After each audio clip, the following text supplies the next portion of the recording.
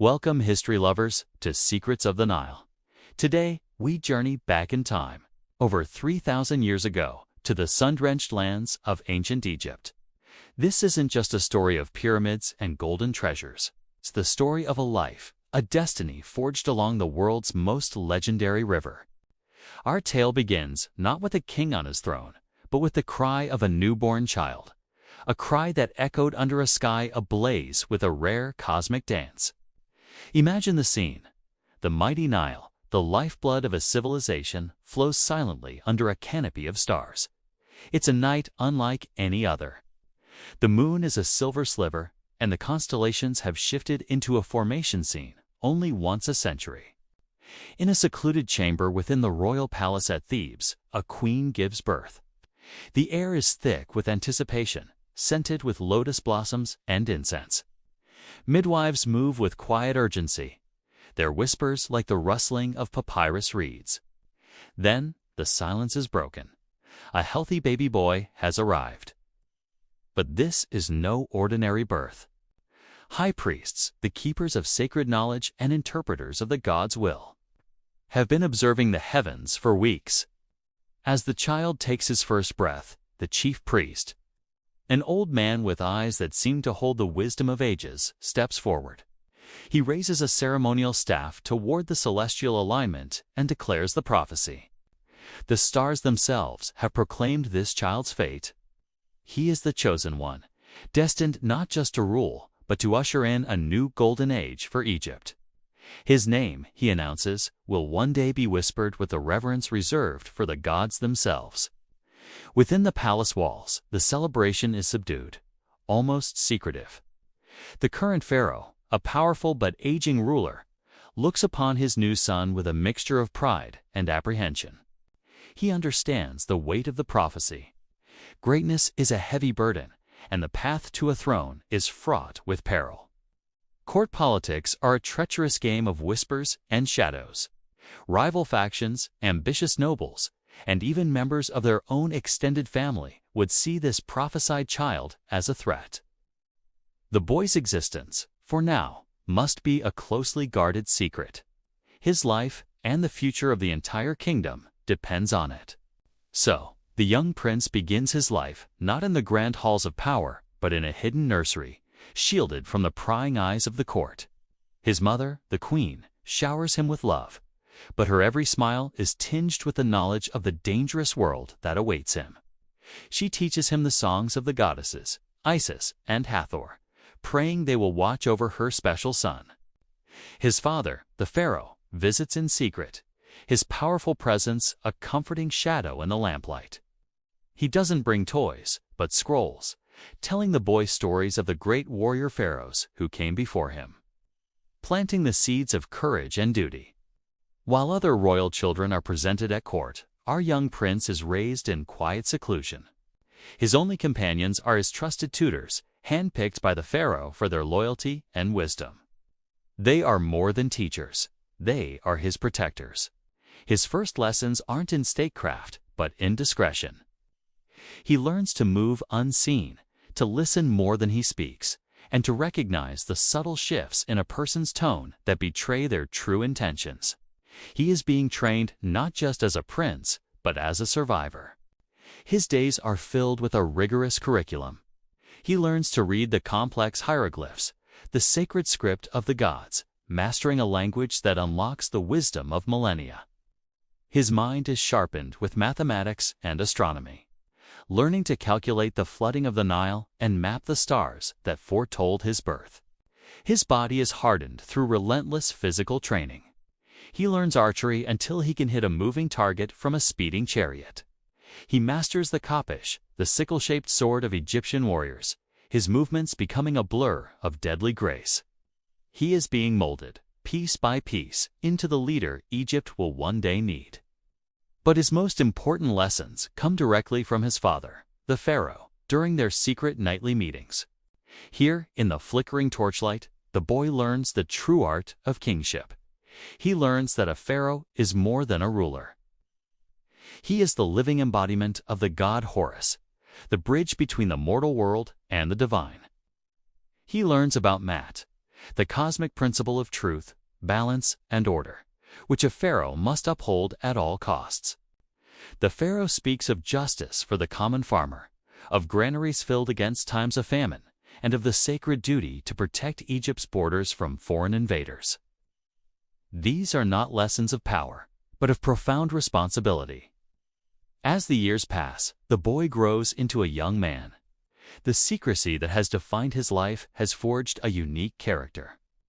He is quiet and observant, his eyes holding a depth far beyond his years. He carries the discipline of a soldier, the intellect of a scribe, and the quiet authority of a king-in-waiting. While his half-siblings flaunt their status in the open court, he remains a phantom, a rumor whispered in the corridors of power. Some question his existence, dismissing him as a myth, a priest's fanciful tale. They are dangerously mistaken. They underestimate the silent force growing in the shadows, the storm gathering just beyond the horizon. And the timing is critical. The aging pharaoh's health is failing. The borders of the empire are being tested by rival kingdoms, the Hittites to the north and the Nubians to the south. At court, ambitious nobles begin to circle, sensing a power vacuum. They plot and scheme, each believing they are best suited to seize control when the old king falls. They are blind to the true heir, the one chosen by the stars and forged in secrecy. His moment is approaching. The world doesn't know his name yet, but soon, all of Egypt and all of history will. The child born under a sign of greatness is about to step out of the shadows and claim his prophesied destiny. The stage is set for a clash of ambition, loyalty, and fate. How will this secret prince reveal himself to a court that doesn't even know he exists? Who are his allies, and who are the enemies that would see him fail? The journey of our young pharaoh has just begun. Join us next time for part 2 as we witness the trials and betrayals that will test him to his limits and forge him into the legend he was born to be. Thank you for watching Secrets of the Nile. Don't forget to like, subscribe, and hit the notification bell so you don't miss the next chapter in this epic saga. See you then. Our story continues, not in the heat of battle, but within the cool, shaded walls of the Grand Palace, a world unto itself. Here, a young prince was taking his first steps, not just as a child, but as a future king. His world was a vibrant tapestry woven from the threads of knowledge, power, and divine right. Imagine a childhood where your playground is a sprawling complex of sun-drenched courtyards, towering statues of gods and halls inscribed with stories of your ancestors. This was his reality. From the moment the sun god Ra painted the eastern sky with gold, the prince's education began. He wasn't just taught to read and write. He was taught the sacred language of the gods themselves, hieroglyphics. His tutors were the most brilliant minds in the kingdom, wizened scribes with ink-stained fingers who had spent their lives deciphering ancient papyrus scrolls. They would guide his small hand as he learned to carve the delicate images of birds, reeds, and water, each symbol a key unlocking a universe of meaning. He learned that writing wasn't just for keeping records of grain harvests. It was a magical act, a way to make words eternal and give voice to the gods. He read the great myths, the tales of Osiris and Isis, of Horus's triumph over Set. These weren't just stories to him. They were his family history, the divine drama that mirrored the life of the kingdom itself. His days were a structured dance of learning.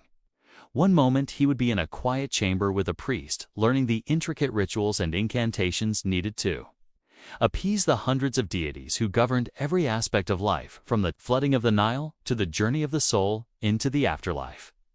He learned the names of the gods, their powers, their sacred animals, and the specific offerings that pleased them. He understood that, as a future pharaoh, he would be the chief intermediary between the mortal world and the divine, and the prosperity of the entire land would rest on his ability to maintain the cosmic balance of order and justice. This was a heavy burden for a child, but it was a burden he was taught to carry with reverence and solemnity. But his education wasn't confined to dusty scrolls and sacred chants. The palace pulsed with the energy of the kingdom's finest artisans. He would wander through workshops where the air hummed with creativity.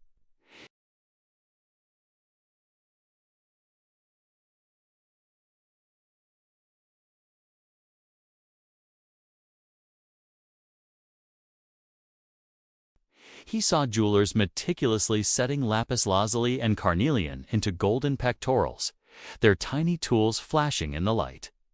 He learned how these objects were more than just beautiful decorations. They were imbued with protective magic, symbols of power that would accompany a king in this life and the next. He touched the smooth, cool surfaces of alabaster jars and ran his fingers over the intricate carvings on cedar wood chests imported from distant lands. He learned to appreciate craftsmanship not just for its beauty, but for the skill and devotion poured into every piece. The palace was also a fortress, and the prince's training reflected this. The rhythmic clang of bronze on bronze was a constant soundtrack to his life. Led by the kingdom's most decorated general, a veteran with a face like a roadmap of old battles, the prince was trained in the arts of war. While other children played with wooden toys, he learned to handle a miniature bow, its string taut and powerful.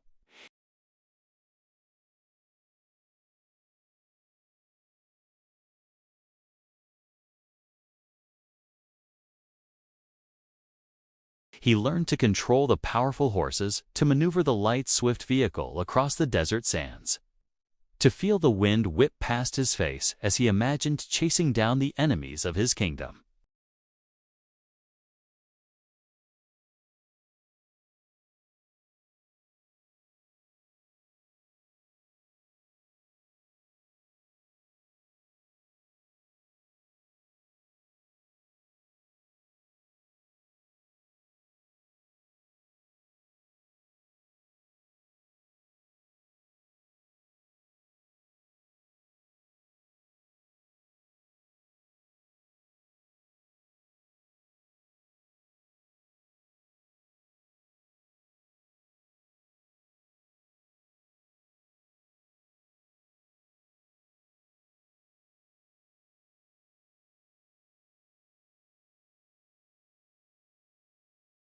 Life in the palace was a bubble of immense privilege, but it was also a place of intense pressure and constant observation. Every action he took, every word he spoke, was noted. He was surrounded by a complex web of courtly life. There were nobles vying for influence, foreign envoys bringing tribute and subtle threats, and an army of servants who saw and heard everything. He learned the art of diplomacy long before he could grow a beard. He learned to read the subtle shifts in a courtier's expression, to understand the unspoken meaning behind a diplomat's flowery language. He learned when to speak, when to stay silent, and how to project an aura of divine authority even when he felt like a small, uncertain boy. His childhood was not without moments of simple joy. There were boat trips on the sacred Nile, the lifeblood of his kingdom, where he could watch crocodiles sunning themselves on the banks and ibis taking flight. There were lush palace gardens filled with date palms, fig trees, and lotus ponds, offering a cool respite from the desert heat. He had pets, a graceful Saluki hound that raced alongside his chariot, and perhaps even a tamed monkey that would playfully steal fruit from the offering tables. In these quiet moments, surrounded by the beauty and abundance of his land, the love for his future kingdom took deep root in his heart. But even these moments were tinged with the awareness of his destiny. He was not just a boy, he was a living symbol, a god new waiting. While other children dreamed of what they would become, his path was already written in the stars, foretold by priests and inscribed on temple walls. He grew up under the watchful eyes of the colossal statues of his ancestors, their stone gazes a constant reminder of the legacy he had to uphold. He was taught that his body was a sacred vessel, destined to house the spirit of Horus, the divine king. So, as he transitioned from boy to young man, the prince was a unique blend of scholar, priest, warrior, and statesman. He could debate philosophy with a scribe, lead a prayer to Osiris, command a chariot squadron, and navigate the treacherous currents of court politics. His hands were as comfortable holding a delicate reed pen as they were gripping the hilt of a bronze sword. He knew the secrets of the embalmer's art and the strategies of a general. This extraordinary upbringing forged him, tempered him, and prepared him for the day he would ascend the throne. The boy raised in the heart of the palace was now ready to step out into the world. Not as a prince, but as the Pharaoh, the living embodiment of the gods and the absolute ruler of the greatest kingdom on earth. His childhood was over, and his true test was about to begin. Thank you for watching. If you enjoyed this journey into the past, please like, subscribe, and hit the notification bell to join us for the next chapter of this incredible story. The first rays of the sun pierced through the thin fabric of the tent, painting golden stripes across the young prince's face. It was his 10th birthday, but there were no lavish celebrations, no mountains of gifts, no court jesters. Instead, a solemn silence hung in the air, thick with anticipation. This was the day of his first great challenge. The day he would have to prove he was worthy of the throne he was destined to inherit. The tradition was ancient, etched into the very stones of the kingdom. At the age of 10, the heir must venture into the great Crimson Desert, a vast and unforgiving expanse of sand and rock, and survive. He wouldn't be entirely alone.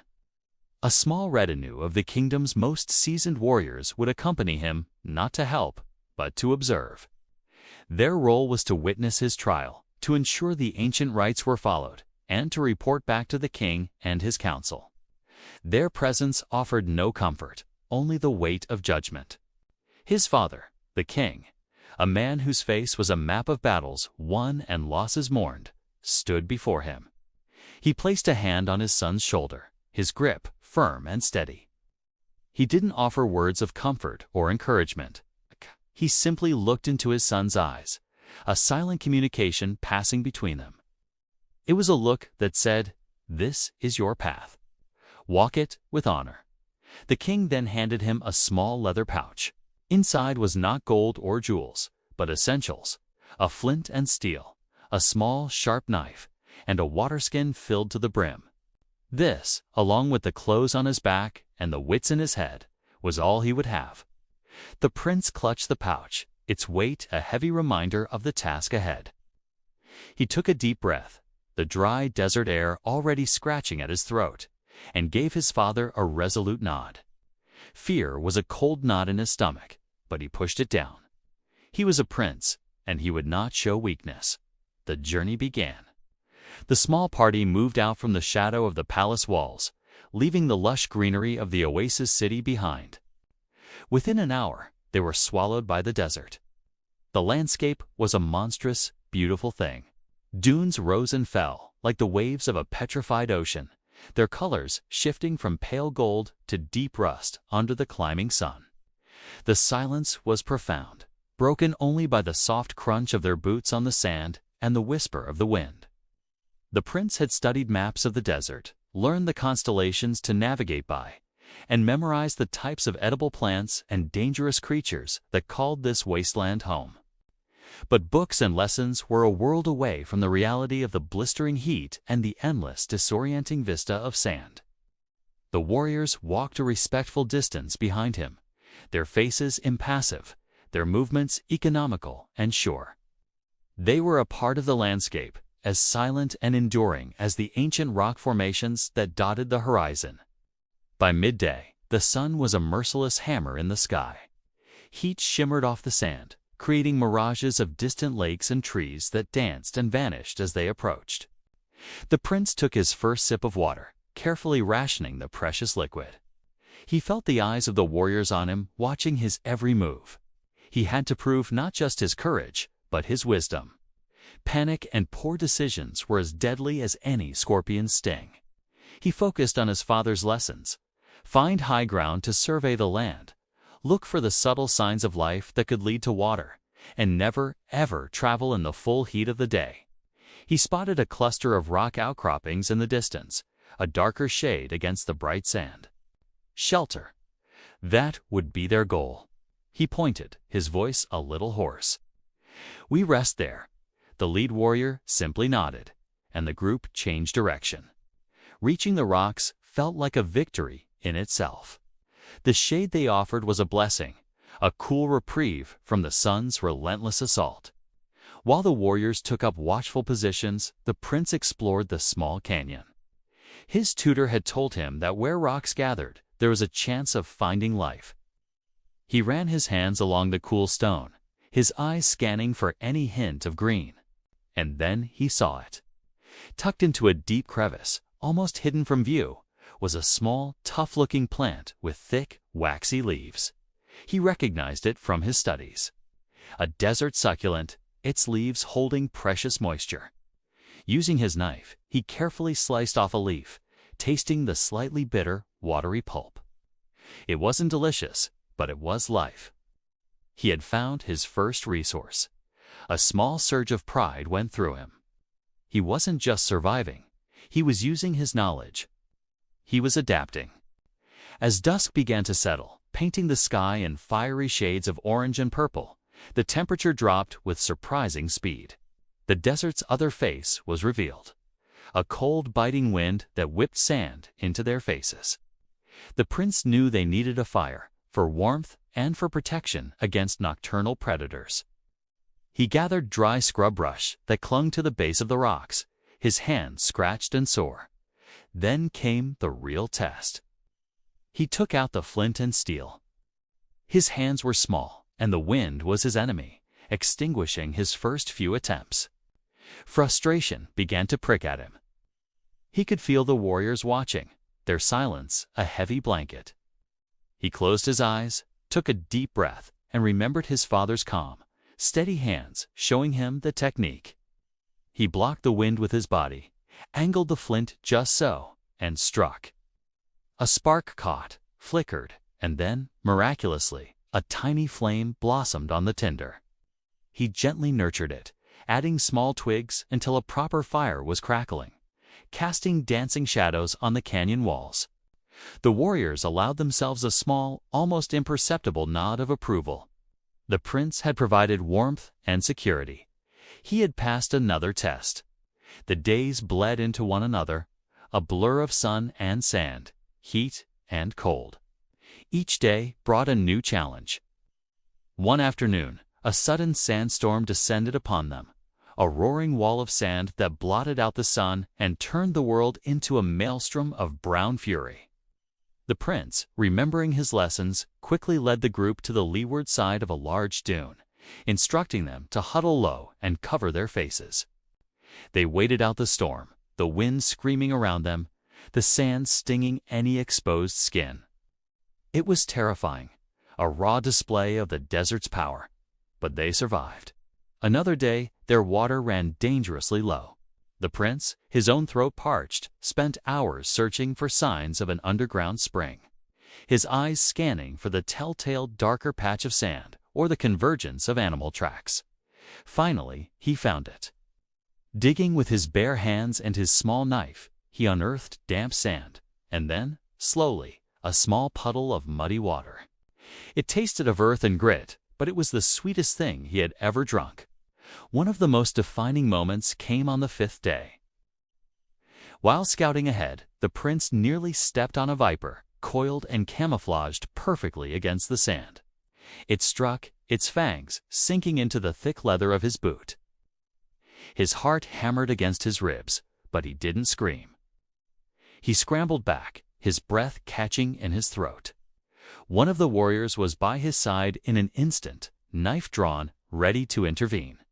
But the prince held up a hand. "I am unharmed," he said, his voice shaking only slightly. He carefully removed his boot, inspecting the 2 small punctures in the leather. The venom hadn't pierced through. It was luck, pure and simple. But in that moment, facing his own mortality, he had not panicked. He had assessed the situation and taken control. He had faced down fear and found it was not as powerful as he thought. The warrior looked from the boot to the prince's face, and for the first time, a flicker of something other than impassive observation crossed his features. Respect. On the morning of the 7th day, the prince crested a large dune and saw it, Far in the distance, a shimmering line of green. The oasis. The end of their journey. A wave of relief so powerful it almost buckled his knees washed over him. He was gaunt, his skin burned by the sun and scoured by the wind. He was covered in scratches and bruises. But he was alive. He had done it. He turned to the warriors behind him. Their faces still hard to read, but he saw it in their eyes. He had earned his place. He had walked the path of his ancestors and had not been found wanting. The journey back to the palace was quiet, but it was a different kind of quiet. It was not the silence of anticipation, but the silence of accomplishment. When he walked back through the palace gates, no longer a boy, but a young man forged in the crucible of the desert, his father was waiting. The king did not smile, but he placed both hands on his son's shoulders, and in his eyes the prince saw everything he needed to see: pride. He had faced the desert and won. He was ready for whatever came next. This was only the first challenge, and he knew many more would follow. But now he knew he could face them. Thanks for watching, and if you enjoyed this story, don't forget to like and subscribe for more tales from the kingdom. The banks of the mighty Nile, a ribbon of life weaving through the endless desert. For the young prince, this river was more than just water. It was his kingdom's heart, its soul, and its greatest mystery. He had grown up hearing the tales, the whispers of its power, the hymns sung in its honor. But childhood stories were no longer enough. The weight of his future role as protector of his people pressed upon him. He knew that to truly lead, he must first understand. He must become a student of the Nile. So his formal education began, not in the gilded halls of the palace, but on the sun-baked mudflats and the swaying decks of papyrus skiffs. His tutors were not just scribes and priests, but grizzled fishermen whose hands were as tough as crocodile scales, and seasoned farmers whose faces were maps of every flood and every drought. From them, he learned the practical language of the river. He learned to read the sky, to recognize the subtle shift in the wind that heralded the coming rains far to the south. He learned to identify the stars, the celestial markers that signaled the start of a kit, the season of inundation. The prince spent countless hours observing the water itself. He saw how its color changed from a placid blue-green to a rich, churning reddish-brown as it swelled with the precious silt from the Ethiopian highlands. This was the black gold of his kingdom, the fertile mud that would be left behind when the waters receded, a gift from the gods that ensured a bountiful harvest. He learned to measure the river's height using the ancient nilometers, great stone staircases and pillars carved with markings. Day after day, he would record the levels, comparing them to the records of his ancestors, seeking patterns, searching for the river's rhythm. But the Nile was a fickle deity, both a giver of life and a taker. The prince learned this lesson the hard way. He witnessed the devastation of a low Nile, where the floodwaters failed to reach the high fields. He saw the cracked earth, the wilting crops, and the look of fear in the eyes of the farmers.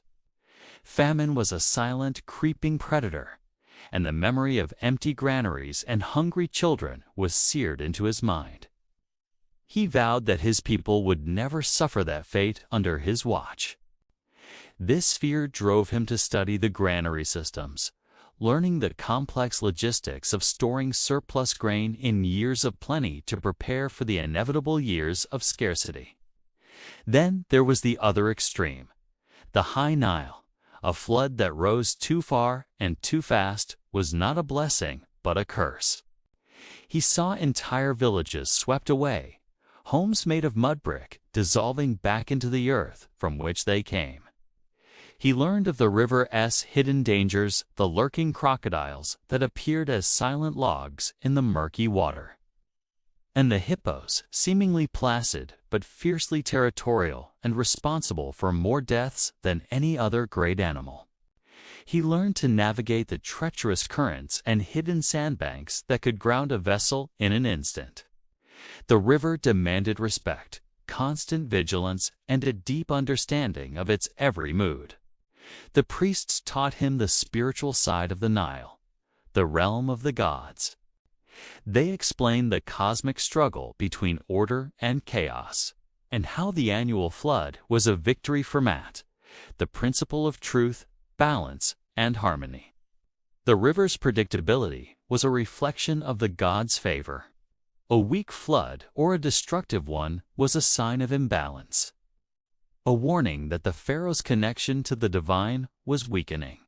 The prince participated in the grand festivals celebrating Hapi, the god of the inundation, offering prayers and sacrifices to ensure the river's continued benevolence. He understood that for his people, the physical and the spiritual were inseparable. The river's health was the kingdom's health. Through these years of intense study, the boyish prince transformed. The river had chiseled away his youthful naivety, replacing it with a quiet confidence and profound wisdom. He could now look at the water and see not just a current, but a complex system of cause and effect stretching hundreds of miles. He could look at the stars and not just see points of light, but a divine calendar that governed the lives of everyone in his kingdom. He was no longer just watching the river. He was in conversation with it. He understood its cycles, its gifts, and its wrath. He was learning how to predict its behavior, and in doing so, he was learning how to protect his people, how to steer the ship of state through the inevitable droughts and deluges of fate. The mysteries of the Nile were slowly revealing themselves, and the prince was finally ready to harness its power, not as a master, but as a devoted steward. His real training to be a king had truly begun. Thank you for joining us on this journey. If you're captivated by the story of the prince and the ancient river, make sure to hit that subscribe button and turn on notifications so you don't miss the next chapter of this epic tale. We'll see you in the next video. The Nile had been kind. For years, its waters rose and fell with a comforting rhythm, mirroring the stability that now reigned across the two lands. I was no longer a boy playing with toy soldiers on a palace floor. The weight of the double crown was now a familiar presence, a part of me, just as the heartbeat of Egypt was a part of my own. My reign, blessed by the gods, had seen prosperity return. Granaries overflowed, temples gleamed with fresh paint and gold, and the laughter of children echoed in villages from the delta to the first cataract. Peace was a fragile, beautiful thing, and I had nurtured it with every fiber of my being. But the world is so much larger than the banks of the Nile. Messengers, their faces etched with dust and urgency, brought scrolls bearing the seals of foreign kings. They spoke of lands beyond our borders, of kingdoms locked in desperate struggles. To the east, nomadic tribes, driven by drought, pressed against our frontiers, their raids growing bolder. To the south, in Nubia, a powerful new chieftain was uniting the clans. His ambition a simmering threat to our trade routes and gold mines.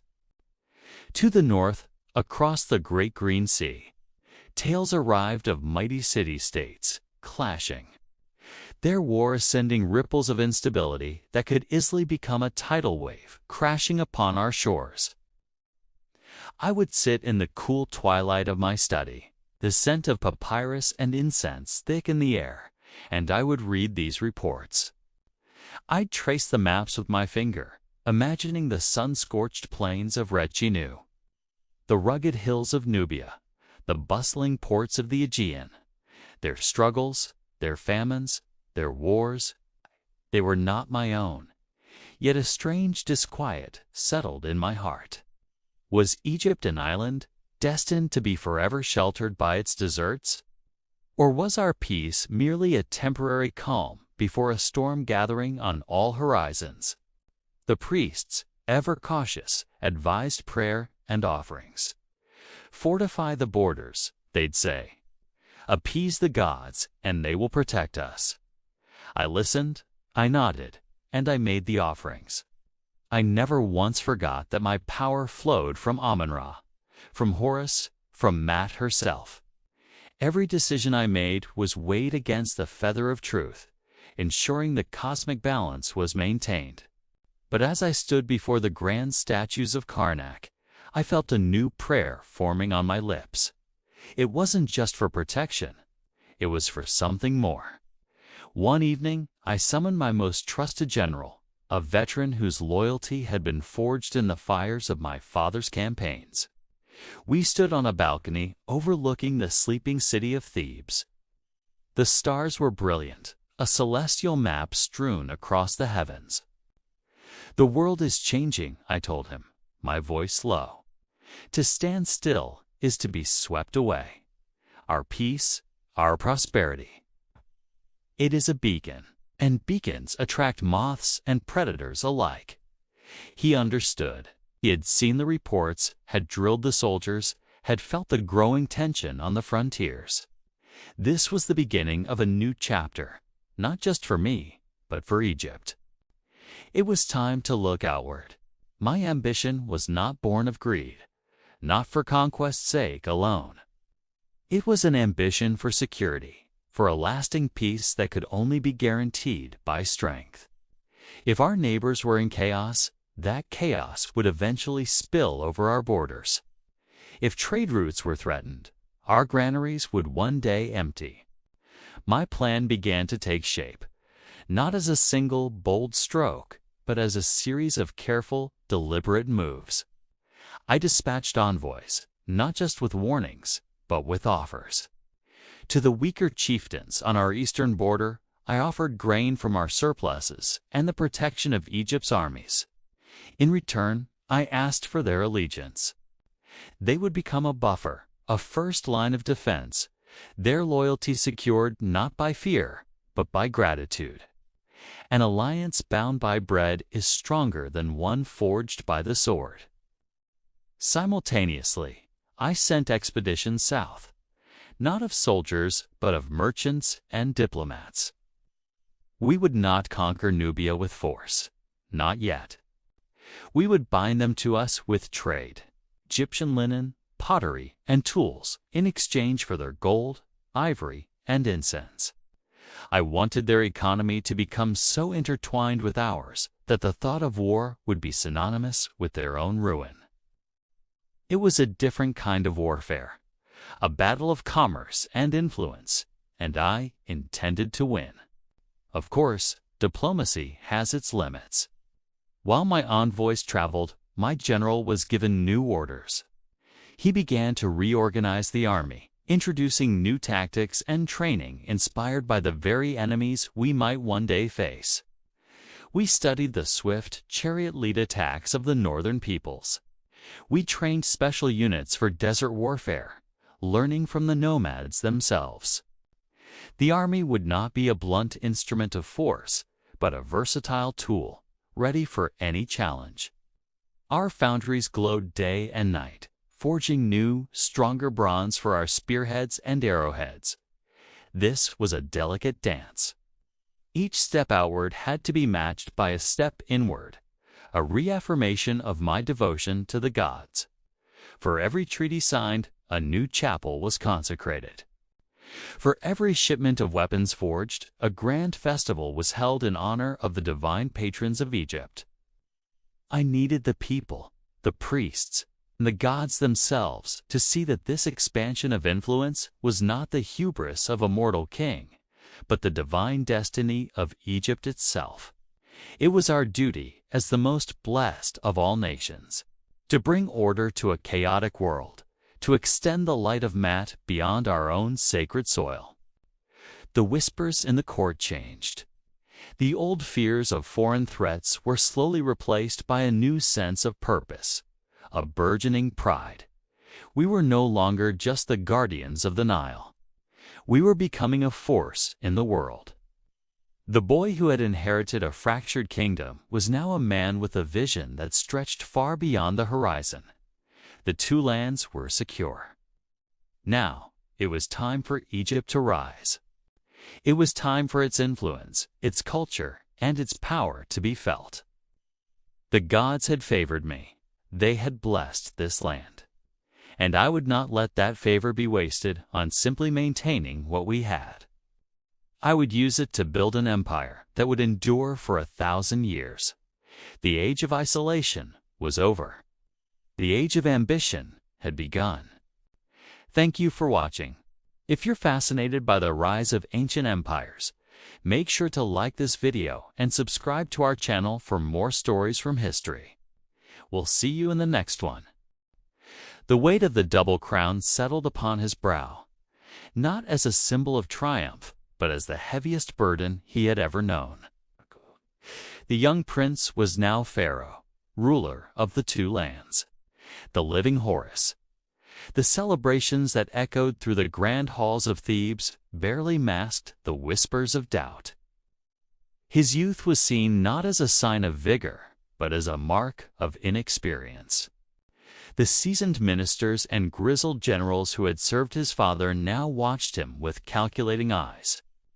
Their loyalty, a fragile commodity.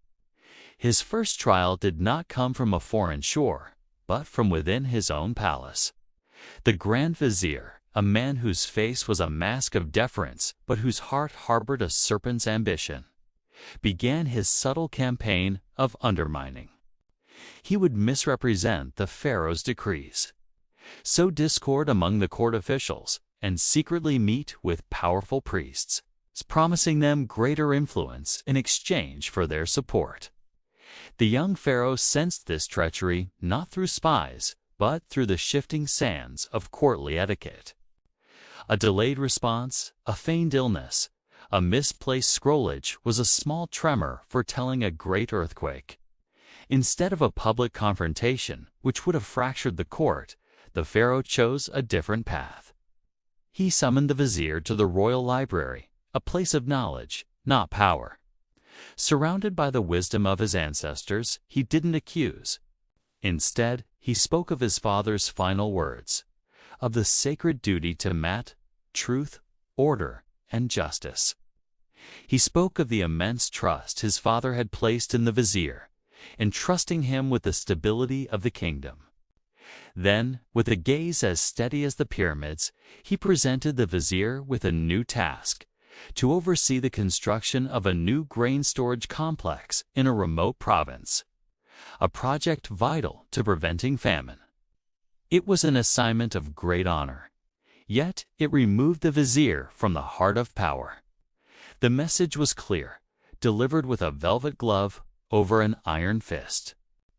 The vizier, seeing his machinations exposed without a single accusation, bowed low and accepted his new distant role. The first internal threat was neutralized, not with a sword, but with wisdom. But the whispers in the palace were a gentle breeze compared to the storm brewing on the borders. Word arrived from the eastern frontier, a coalition of desert tribes. Longtime rivals saw the new pharaoh's ascension as a moment of weakness. Emboldened, they began raiding Egyptian outposts, disrupting trade routes and threatening the vital copper mines. His generals, cautious and accustomed to a defensive strategy, advised reinforcing the border forts and waiting. They spoke of the treacherous desert, the summer heat, the enemy's knowledge of the terrain. The pharaoh listened patiently, his hands resting on the campaign maps his father had used. But in his heart, he knew that waiting was a slow defeat. To be a pharaoh was not merely to defend. It was to command, to project strength. He announced his decision. He would lead the army himself. A wave of shock rippled through the war council. A pharaoh had not personally led a campaign in a generation. It was too risky, they argued. His life was too valuable. But he was adamant. How can I ask my soldiers to face the desert sun if I remain in the shade of my palace? He declared. Their courage must be born of my own. The journey to the frontier was a crucible. The blistering sun beat down on their bronze helmets, and the endless dunes seemed to swallow the horizon. The young Pharaoh shared his water with his men, marched alongside his infantry, and listened to the stories of the foot soldiers at the nightly campfires. He was not a distant god-king. He was their brother in arms. This forged a bond stronger than any bronze shield. His presence transformed their fear into a burning resolve. When they finally met the enemy, it was not in a pitched battle of his generals' choosing. The tribesmen, masters of guerrilla warfare, launched a surprise attack at dawn, emerging from the rocky hills like angry spirits. Chaos erupted. The Egyptian lines, still shaking off the morning chill, began to buckle. But then, a sight that would be etched into legend.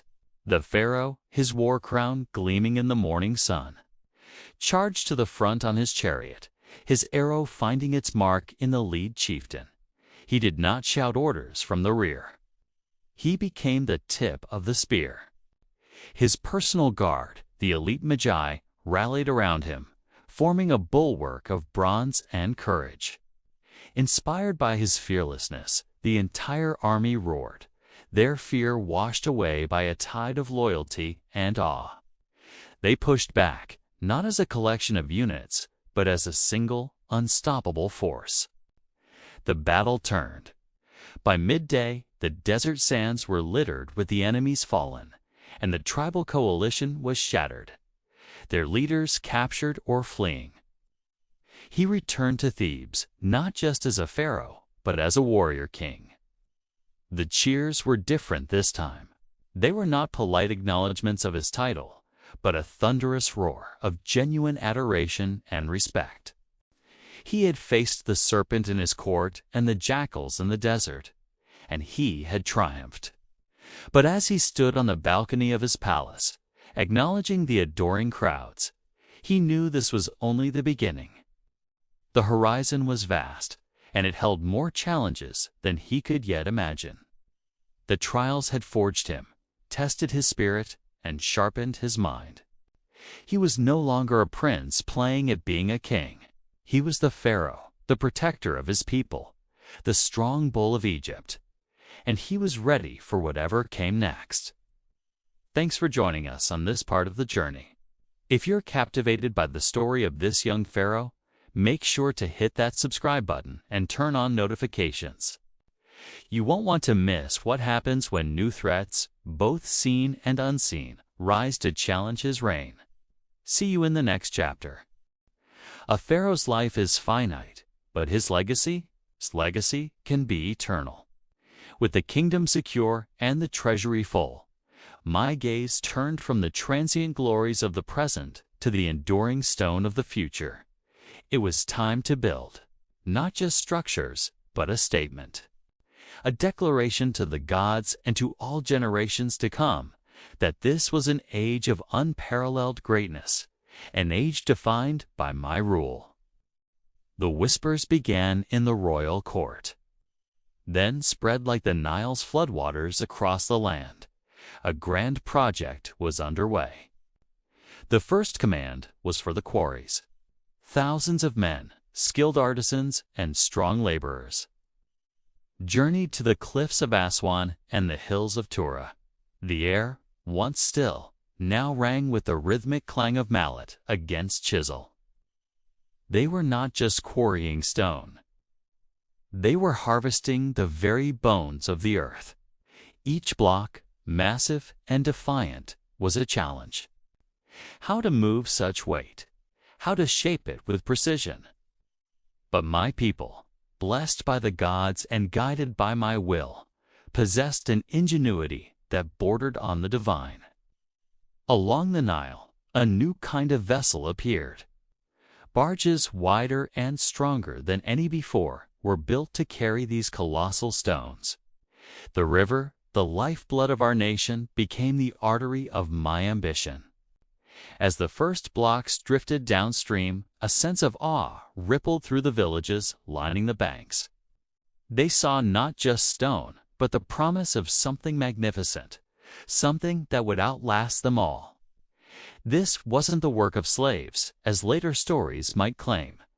This was a national effort, a sacred duty. The workers were fed, housed, and honored.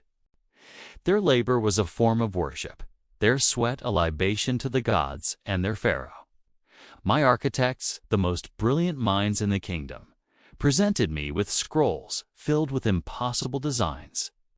They drew lines that reached for the heavens, chambers aligned with the stars, and causeways that mirrored the path of the sun. I chose the most audacious plan.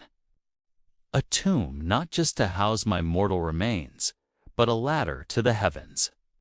A pyramid, a perfect gleaming mountain of limestone that would catch the first and last rays of Ra around it.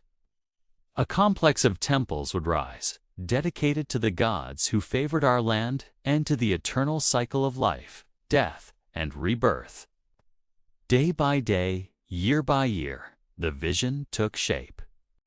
The desert sands, once empty, now teemed with life. A city of workers, a microcosm of my kingdom, thrived at the foot of the growing monument. Scribes meticulously recorded every detail, every measure of grain distributed, every tool sharpened, every block set. This was not chaos. It was order, a perfect reflection of Mat, the cosmic balance I was sworn to uphold. I would visit the site often, walking among the colossal stones and the tireless workers. I saw the pride in their eyes, the shared purpose that bound them together. They were not just building my tomb. They were building their own legacy, a testament to what we could achieve when united. They were shaping the very skyline of eternity.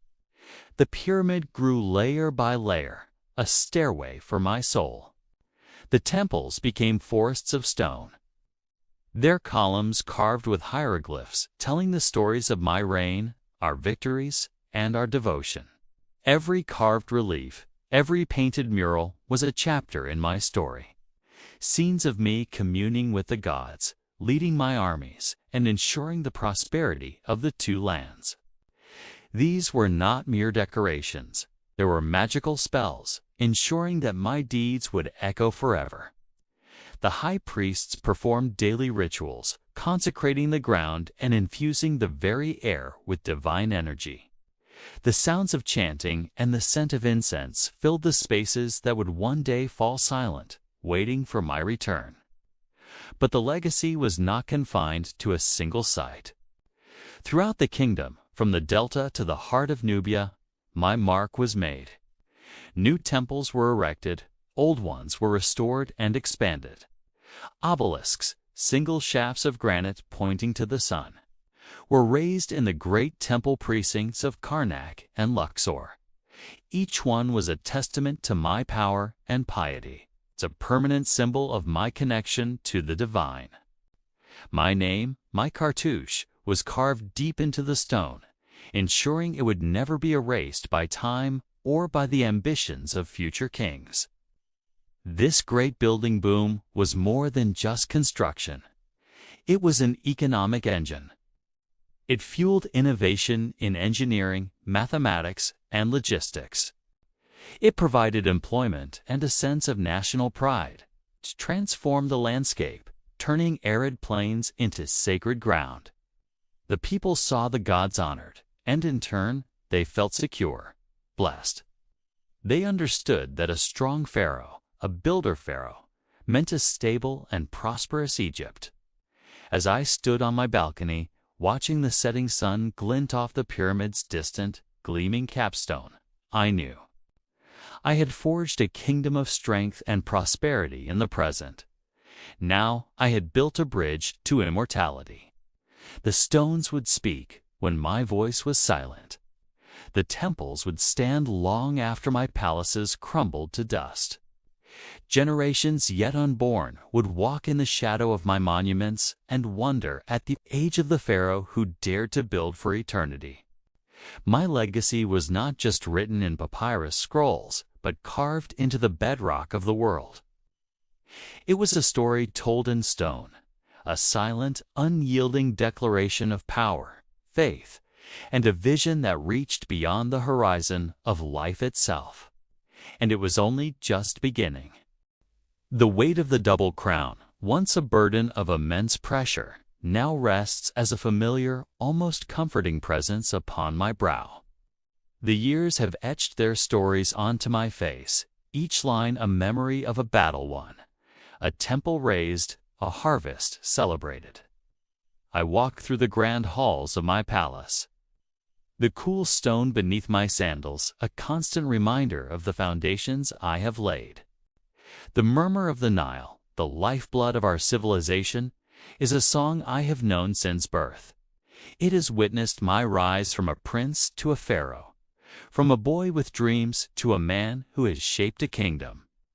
I remember the early days, the chaos that threatened to tear our two lands apart, the whispers of rebellion in the north, the rumblings of discontent in the south. Uniting them was not merely an act of conquest.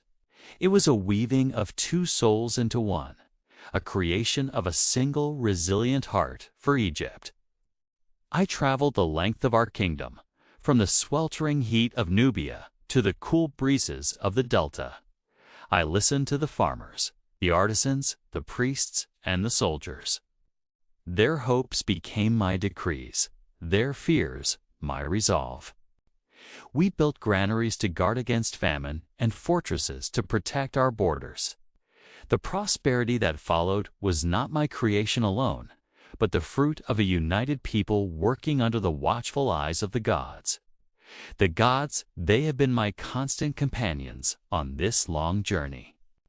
In the quiet solitude of the pre-dawn hours, I have stood before the statues of Ra, Osiris, and Isis, seeking their wisdom and their blessing. Every temple we have raised, every monument we have carved, is a testament to our devotion. I see their favor in the predictable rhythm of the river's flood, in the golden abundance of our wheat fields, and in the peace that graces our lands.